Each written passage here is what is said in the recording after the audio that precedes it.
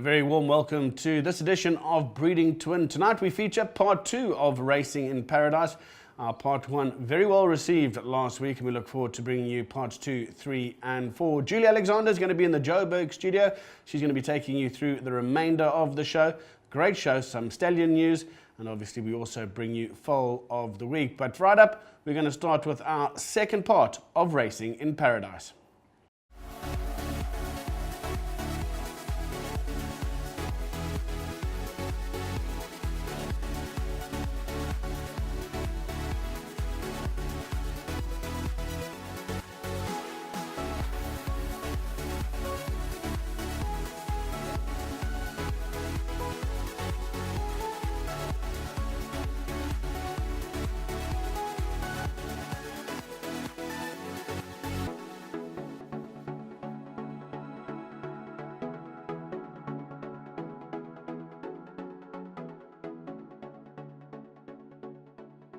Mauritius has been one of my favourite countries to visit for many years, not only for its beautiful hotels, beaches, fine cuisine and friendly faces, but the Mauritians' enthusiasm for horse racing is second to none. There are some outstanding trainers and horsemen on the island. Jean-Michael Henry, Ricky Maingard, Ramachel Gujadar, Gilbert Trissette and Raj Ramdan are to name just a few of the top trainers, coupled with a strong band of jockeys coming from all over the world.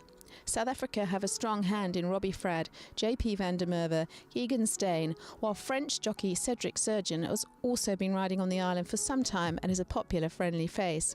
And from the UK we have Richard Oliver, who flies the flag, and Daniel Stackhouse from New Zealand, and of course the great jockeys Jamir Ali Hussein and Brandon Louis are from Mauritius itself.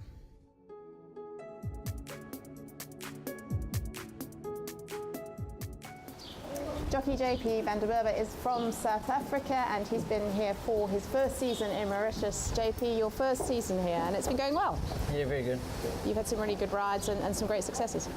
Yeah, so far so good. And it's a difficult job for a jockey here in Mauritius because obviously you've got all the punters, and if you've got it on a fancied ride, it's quite a high pressure compared to South Africa. High pressure, but if the horses are well, if the horse is ready and got a nice show, it's quite easy. Obviously, the pace and coming out the gates and small track makes it a little bit harder. But if the horse is ready to win, it's quite easier. But it is difficult. How have you found the track and the pace compared to South Africa?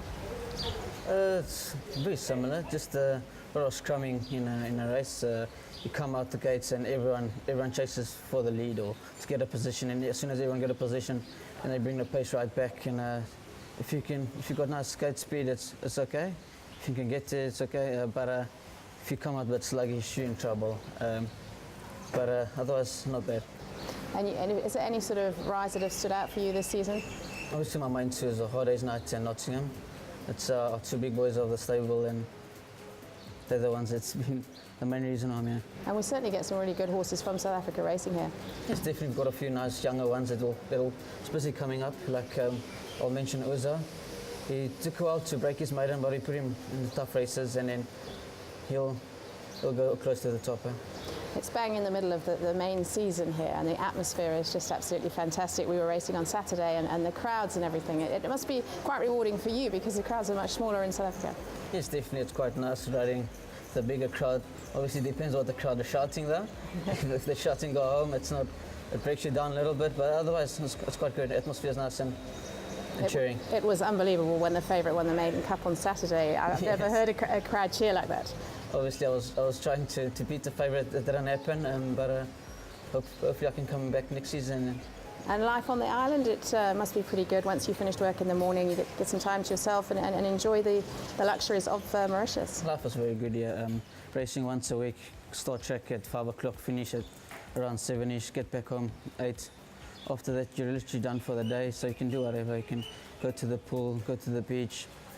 Actually, too much time on your hands, but it's good. Hard Day's Night passe à Cara. Hard Day's Night qui va s'imposer. Hard Day's Night l'emporte devant Cara, baritone. We're here at the Gujadar stable, and with me is Raj. And the Gujadar stable, you go back many years. You're one of the most famous names in Mauritius. Yes, we've been. I'm the 4th generation of the Gujadar training at present with my dad, and we've been in racing for over 100 years. And you're currently sitting third on the log and having a good season. Yeah, we can't complain. If you're third on the log with a good strike rate, we've been doing very well for the last couple of years, yes.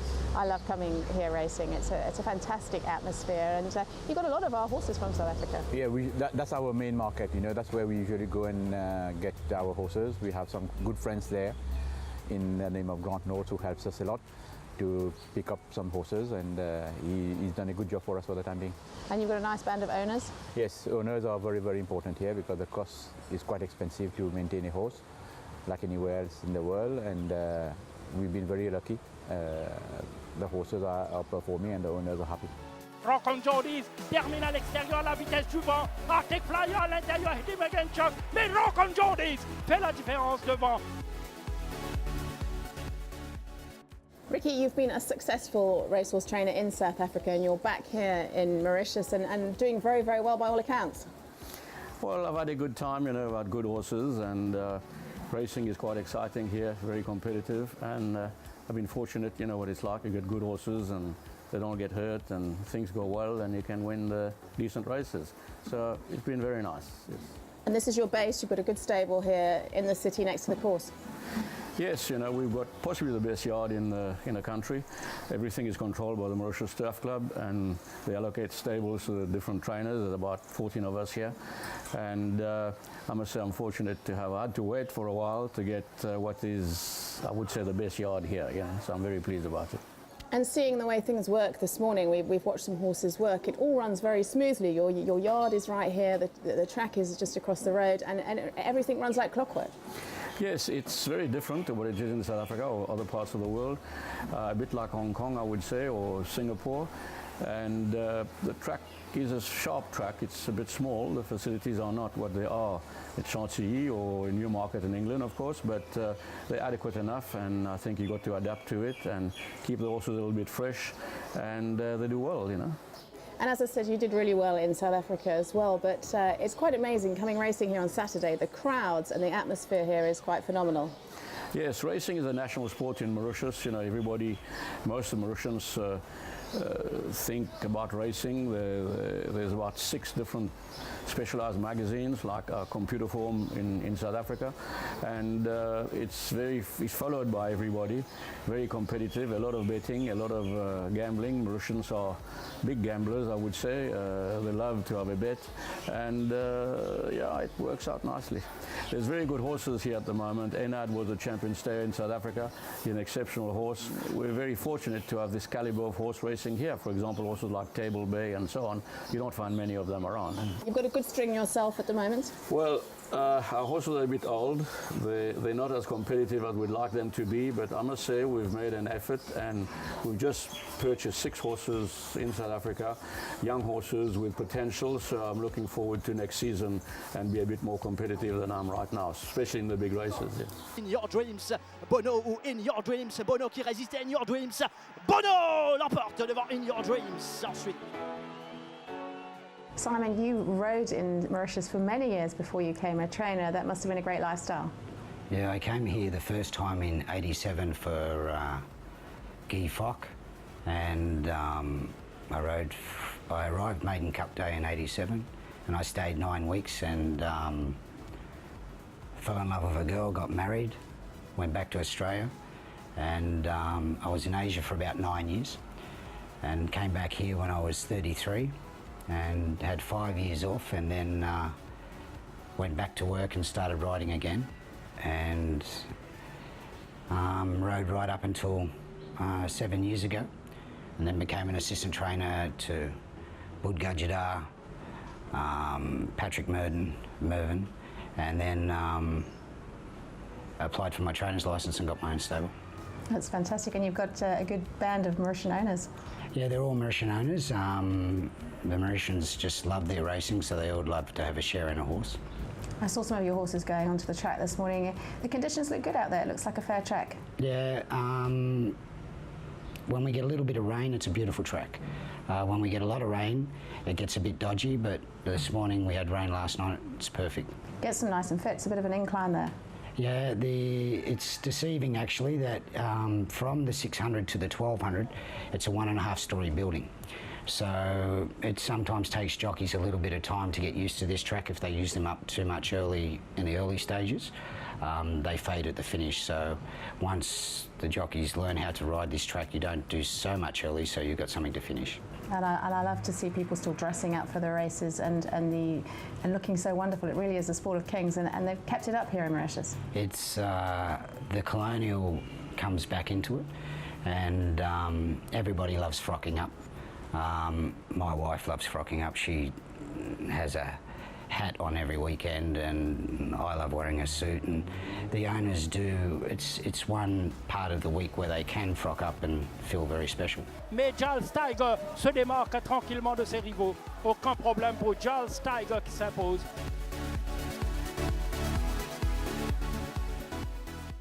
The Reset stable is one of the biggest stables here in Mauritius, and with me is Gilbert Reset this morning. Gilbert, you're having a fantastic season. You're right up there on the log. Yes, we can't complain. We started very well. We had 12 newcomers for that season, and I must say, I always say, you have a good season with the newcomers, you know. And, all of them, nearly all of them, have performed up to now, and a couple of them has already won 2, 3, 4 races. And so we can't complain, and we've won 30 races up to now, 22 meetings. We've got a good jockey, Robbie Fradd. I think there's no presentation to be done. And we've got a good group, nice investors, and it's all right, it's good. Well, you've been training successfully here for many years. Yeah, in fact, I'm among the oldest one now. But since, I would say, the last 10 years were very, very good, with a new group of owners like Gregory and all his friends, and investing quite a lot. I go to South Africa every year, at least once, to buy horses. And then always 1 week holiday. We used to go to the GNB Met, and with a couple of friends, and so Michel Nerac is my agent there with Michael Holmes. So every time I go for 1 week, I go to the 3 main cities, and I know now I'm very friendly to plenty, not plenty, but many trainers. Among them, I will say Mark de Kock is a good friend now, Dennis Dreyer, Joey Ramsden. We bought quite a couple with him. And so I make a selection, and maybe a bit lucky, let's say. Maybe I've got a good eye, I don't know. But it's been successful.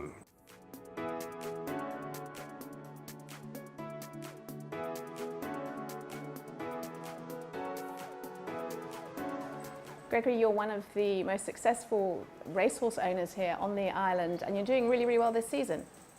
Yeah, well, we've been lucky enough at the stable. When you are an owner, you always try to get the best stable to have your horses. I'm lucky enough to be an owner of Gilbert Rousset's stable, who also happens to be a very good friend of mine. And we've been riding our luck for a few years now, and really we can't complain. We're having our fair share of winners. Yeah, chatting to Gilbert, he's been at the top of the log for some years now. Yeah, indeed. I don't remember the number of years, so it means it's a lot. So we are always having a nice competition with the Gajadar stable mainly, who is very often our main competitor. And every year we try to find new horses from South Africa who can give us the good results, and mostly try and win the classics. Well, we South Africans love coming racing here. It's a really, really good atmosphere. It's lovely to see a big crowd at the races and see some of our horses performing. Yeah, I can imagine. I mean, like, we also love South African racing because we see our future horses running there before we bring them here. And what's quite exciting is you're involved in racehorses in South Africa as well, and of course the great Attenborough, who's just won a Cape Award.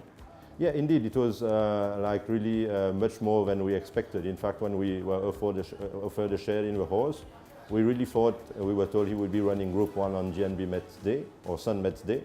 And we thought, well, let's buy him so we have a horse in a Group 1 and we have fun and we can be part of a game on that day instead of only watching. And he ran a good race that day, And finally, afterwards, he went on to win the computer form sprint. So it was really above everything we expected, and a fantastic honor to be associated with such a good horse. Yeah, that was very exciting. And you race with a great team of partners. We've got a fantastic team of partners. Without them, we would be nowhere. I mean, we always try to get people in the game who are there for the fun. And the way we race is we have our box, we have our friends, and we are there to enjoy the racing, and basically we have fun all day, whether we win or we lose. Yeah, absolutely. I've seen that. It really is good fun. And do you get to race in South Africa much? Well, the idea of buying horses in South Africa was also to come there as often as we could, get my wife to do the shopping and me to go to the races. But the thing is, it's quite far to go for a weekend only, so I don't go as much as I would like, because it's quite a long trip to stay only 2 days. That's what I would say. Unfortunately, we can't do anything about it, but it's always great fun. And I know you think your atmosphere there is not as good, but the days we go, it's really great, and it's different from here. It's very fashionable, glamorous, and we really enjoy it.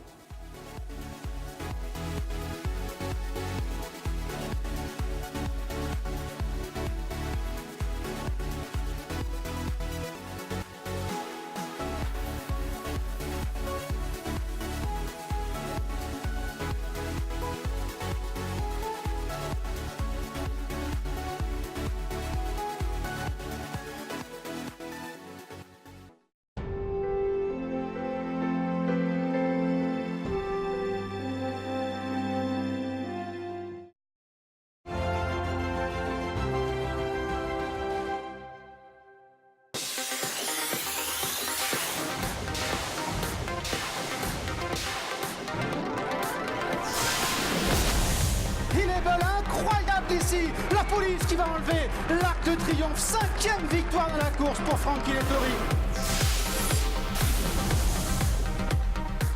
It's storming home. One of the last possible gasps for the judge and Thriller. What a finish to the Melbourne Cup. Brave is under pressure when they turn in. It's been a relentless run, Cup. Who's going to be the last man standing? Battling on two, then Wings of Eagles, Cliffs of Moa, Wings of Eagles swooping though, and Wings of Eagles gets up to win. His 3,000th winner. Vodacom Durban July. Gauteng Sansui Summer Cup.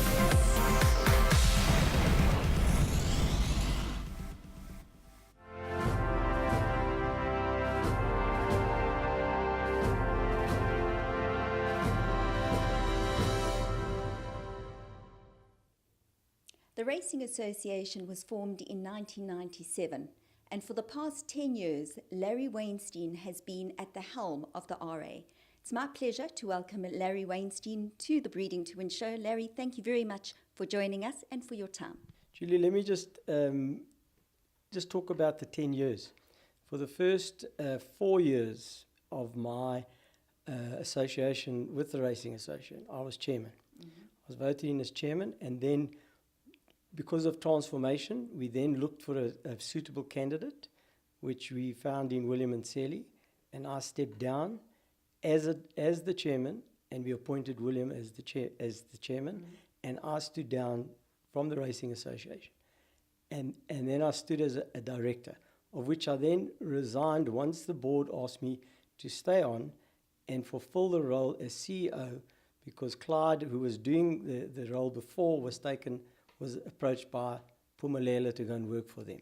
So then I took it over because of, funny enough, it was at the time they were discussing taking on the demerger of Cape Town, and they asked me to stay on to help see that through and make sure that it went through properly and things were put in place. So that was 6 years ago, whatever, and I'm still here. People don't understand the actual how racing is set up and who's responsible for it.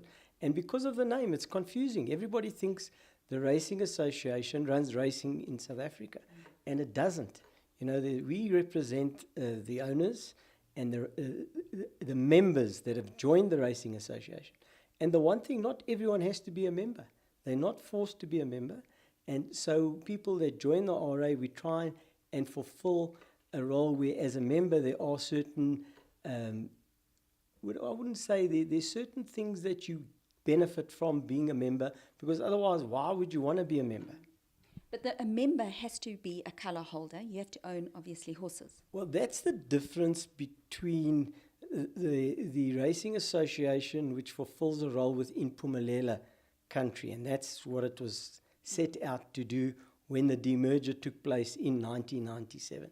Funny enough, what people don't realize is that when that demerger was, the corporatization was done, there were certain aspects that were put in whereby they had to fulfill a role with Phumelela to make sure that the stakes were correct, to make sure that the ethos of racing was protected.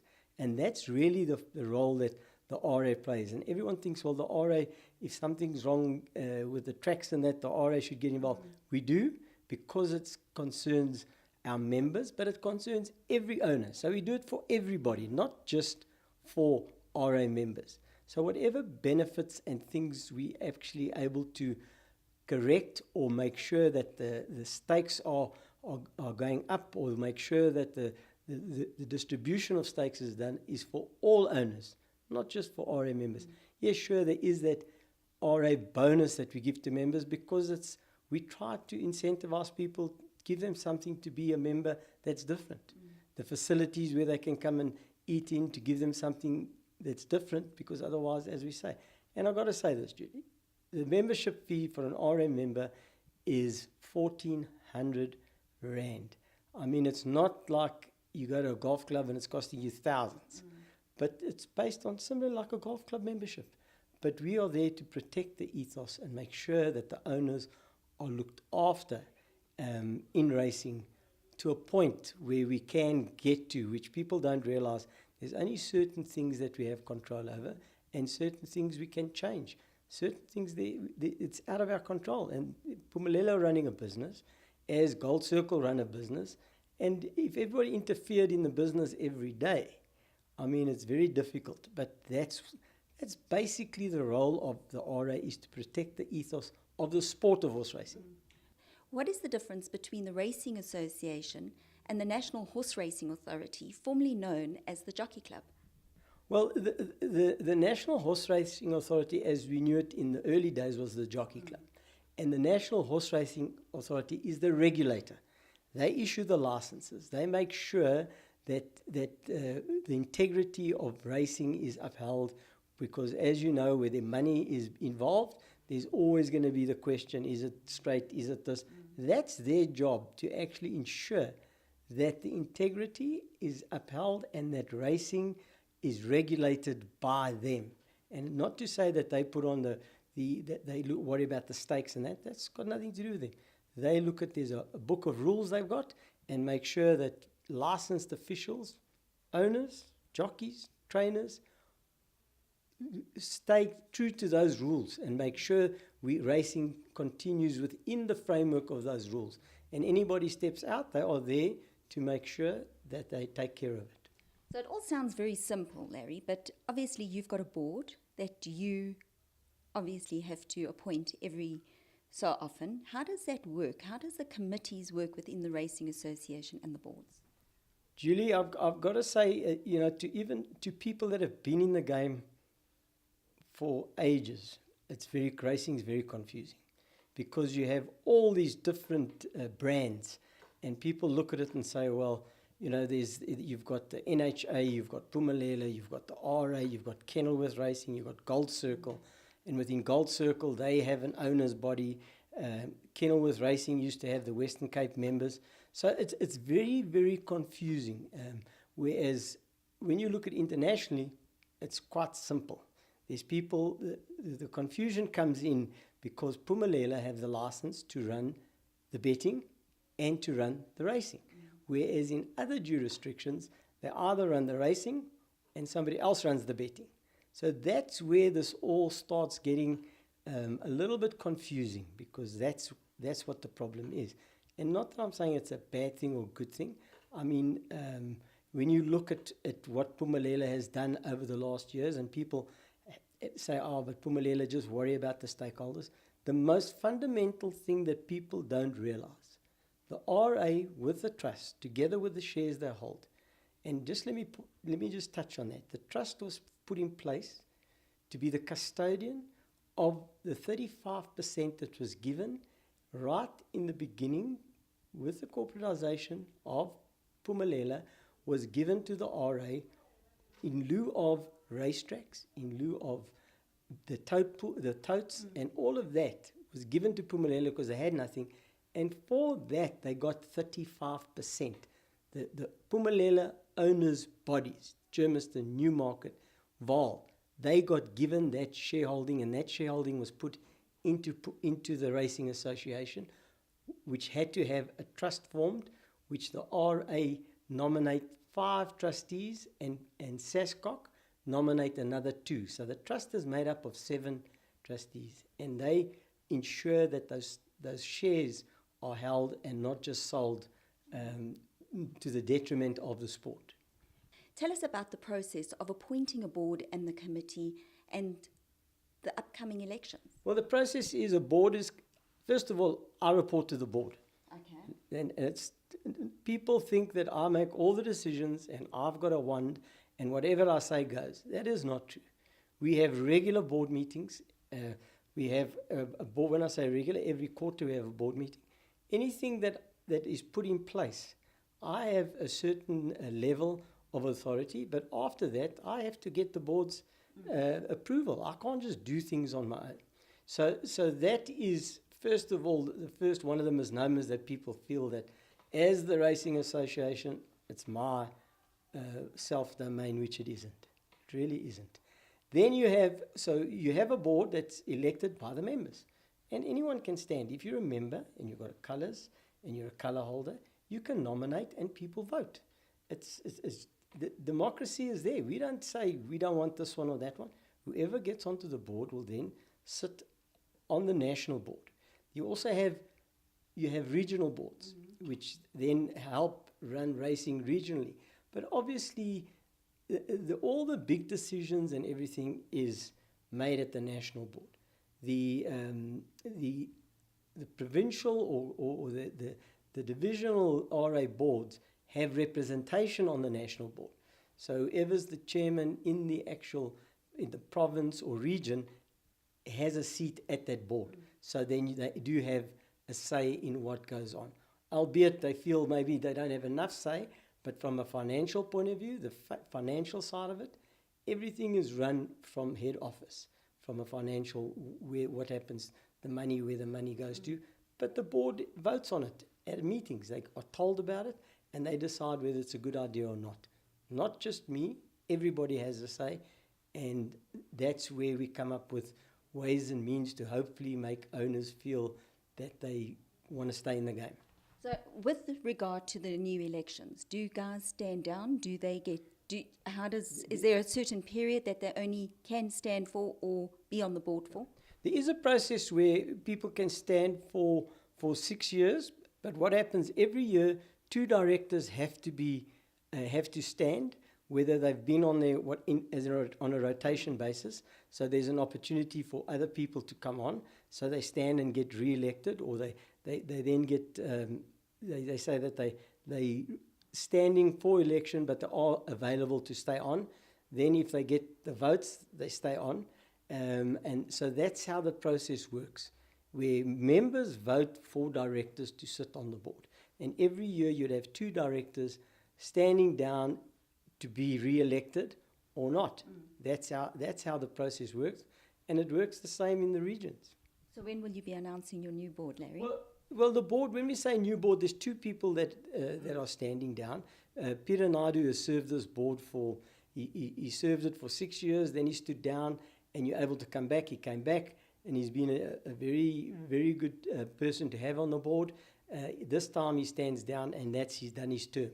So then there's all the others that have been sort of put forward, and they will then on the 15th go out to the members, the names, and the voting process will take place. It goes to our company secretary and the auditors. We have nothing to do with it.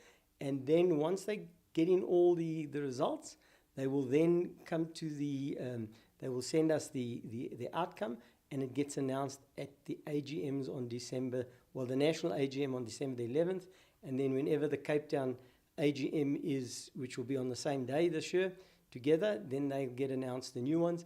Port Elizabeth, there's no nominations. There we have Grant and Grant Paddock, and we have Jacques Stradum, who have stood unopposed again.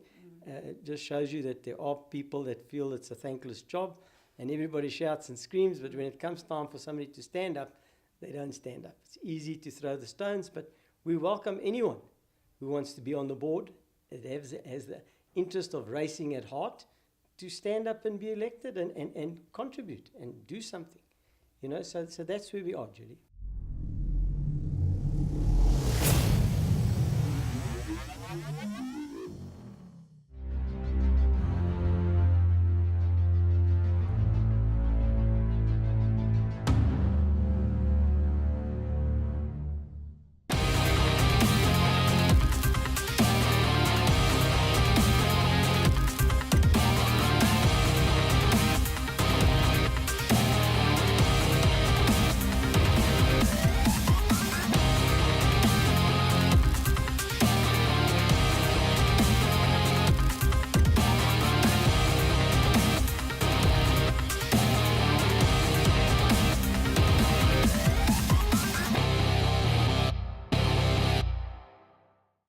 John Freeman Stallion profiles are a regular on the Breeding to Win show. Once again, we bring you one of his stallion profiles.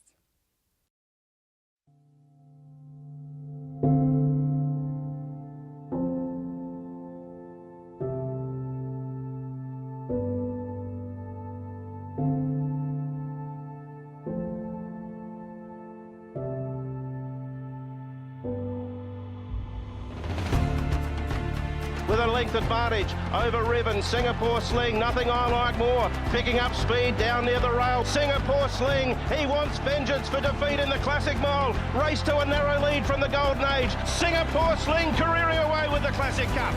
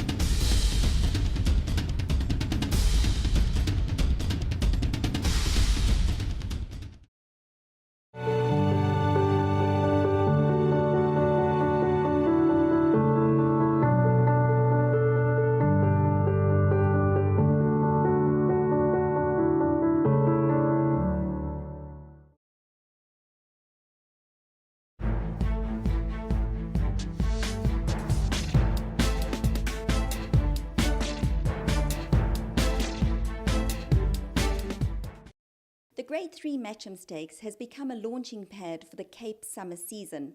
This year, it turned into a thrilling race, with the undefeated Rainbow Bridge coming through to score his third Grade 3 consecutive victory.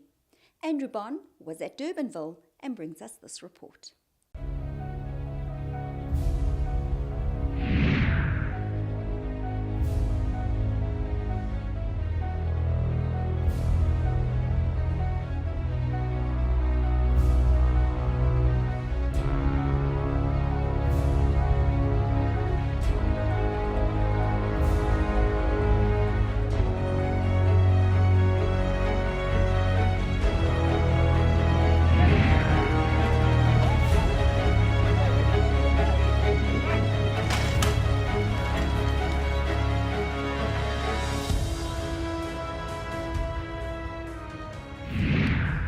Well, one normally links to a program at the beginning of the day in anticipation of things that are going to happen. But behind me, you can see all the jockeys lining up for the annual event which takes place here at Durbanville Racecourse on this family day, sponsored by World Sports Betting. As you can see, some absolutely amazing performances. So let's go and take a look at the action. And after that, we'll take a look at the racing performances that excelled throughout the day here at Durbanville on the 6th of October, the beginning of the sizzling summer season. There goes the champion, Aldo de Meyer. He's the odds-on favourite. He's as fit as a fiddle and as fast as a robber's dog.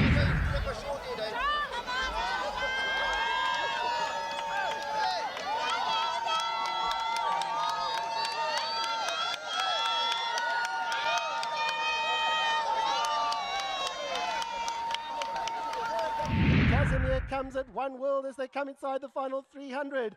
Casimir, One World up down towards the inside. Casimir puts his head in front from One World over the last 100. Casimir's in front from One World trying to fight back. One World's fighting back at Casimir down towards the inside, and One World, game as they come, goes on to win from Casimir. Tight in behind that, Fabian came from a long way back, and in behind those, Potter Tommy. Vaughan, we've got an indelibly imprinted vision of a horse called Giant's Causeway. It's Giant's Causeway. Kalanisi swooping down the outside for the Aga Khan, but Giant's Causeway fights back on the far side for George Duffield. They race head to head. Giant's Causeway. Reminiscent of this ding-dong battle that happened today with One World and the enormous courage that he showed with Anton Marcus. Yeah, Andrew, he's a very courageous horse, you know, but Anton was always of the opinion that he would get back up and to win the race. Bernie had him very, very tight on the fence, which is part of race riding. But this horse has shown the same amount of courage previously when he ran second, when he beat Carnegie at Kenilworth, and it was the same thing. You know, he showed any amount of courage. He's a very, very good horse. He was about 80% today, so you know you can judge for yourself the improvement that's going to come. I bet you when you started your training career, you never imagined that you would be the only trainer in the history of South Africa to have trained Guineas winners in 4 separate decades. It's an achievement that you must be enormously proud of, but if ever there's a horse that looks like he's got that kind of mould about him, it's this fella here. Yeah, Andrew, you're showing my age, which is not pleasant, but... Well, I was around for Sea Warrior as well. Yeah, no, look, you know, let's don't get ahead of ourselves, and you know, I did the same with Captain L way back in 1999, 2000, and stretched him against some really top opposition. And someone said to me, in fact, Paul Aptley said to me, why are you running this horse in the race? I said, well, he's got to show me that he's a Guineas candidate, you know, and the same applied today. Even though One World won the Langerman, I just felt that he had to prove it to me that he was of that class, and I think he did that extremely well today. Campari with Milton back along his inside, those two the leaders. Our Mate Art starts to close in, rising down towards the inside. New Caledonia's hooked to the centre for his run, 50 cents. Rainbow Bridge has also got running in up the outside. It's Our Mate Art down towards the inside from New Caledonian. These two have come clear. Bernie's running home strongly down towards the inside, and Rainbow Bridge up the outside is also starting to run home strongly. Rainbow Bridge is coming home strongly at New Caledonia over the last 100. New Caledonia, Rainbow Bridge is coming clear, and Rainbow Bridge goes on to win from New Caledonia. Tapanoth was running on over towards the outside, and Our Mate Art down the inside. Tapanoth, who's just run fourth in the match, a very, very good run. You know, he ran into all kinds of trouble and interference, and I thought he did exceptionally well to get up to run fourth. He was flying at the finish. Today you saw One World, you know. I mean, he probably ran to a 114, something like that, you know. You're talking about a horse in the middle of, in the beginning of October, a 3-year-old running to a 114. So that's going to be a very hard nut to crack in the Cape season. He looks like a horse that, you know, he races handy. He's going to be a very hard, as I said, to find something of that level. Now, I do think we have, as the season goes into the Derby and stuff like that, I'm looking more, that is where my horses will fire up. A horse like Bunker Hunt you saw win the other day. He's done nothing wrong, and certainly a horse, I think we'll see the best of our horses come the Derby. I've got 1 or 2 nice colts. Horse Fabian that ran third today in that progress plate behind One World. He's a very nice horse, Andrew. He came from a long way back today. So yeah, he's a one horse, and then I've got a horse Majestic Mozart, a Dynasty gelding, just finished behind in a handicap the other day, just off the course record. He's a very nice horse. Whether he'll be ready enough for a Guineas Day, but he's certainly a horse for the future, and he's an improving type, beautiful looking horse. Those are probably my main two colts, I would think. I've got a couple others. I've got a Silvano colt, and then another Dynasty colt that he hasn't won his maiden yet, but I think he's still a little bit on the backward side and needs a bit of time, Sovereign Spirit, but he's a lovely colt and maybe a better horse just as he gets a little bit older. Red Ginger's the one to catch. They come inside the final 300, has the lead. Love to Boogie. Dynamic Diana along the insides, also starting to run on. Angel's Trumpet starting to weave her way through, and she's coming home strongly. Red Ginger, Love to Boogie.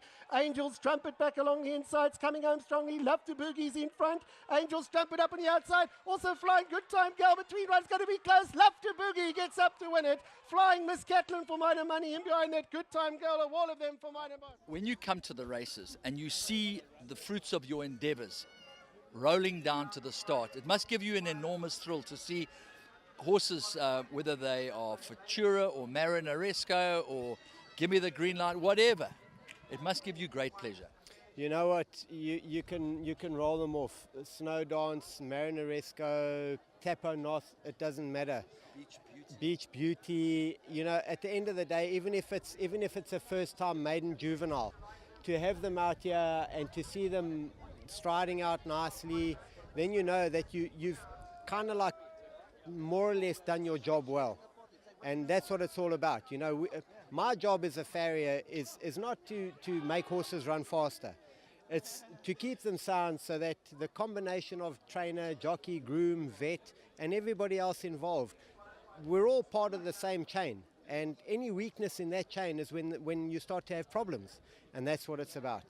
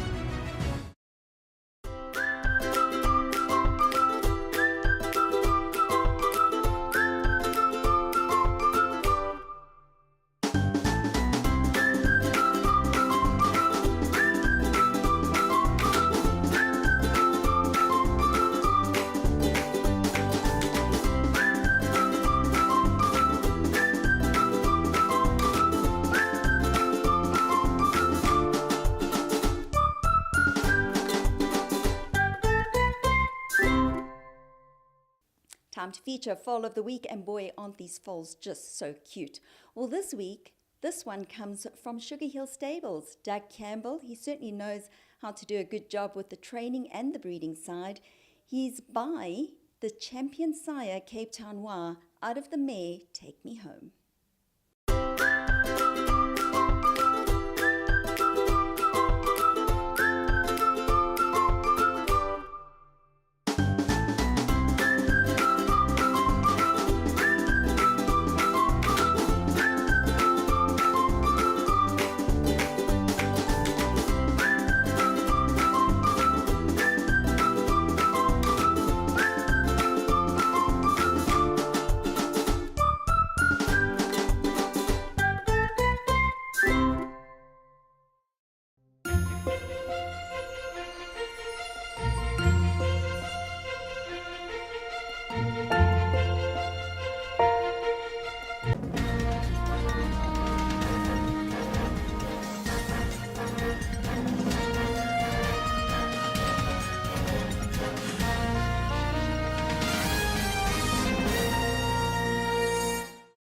Well, that's a wrap for this week's edition of Breeding to Win. Don't forget to join us next week for more Breeding to Win action. From myself, Julie Alexander, and the rest of the Breeding to Win team, goodbye.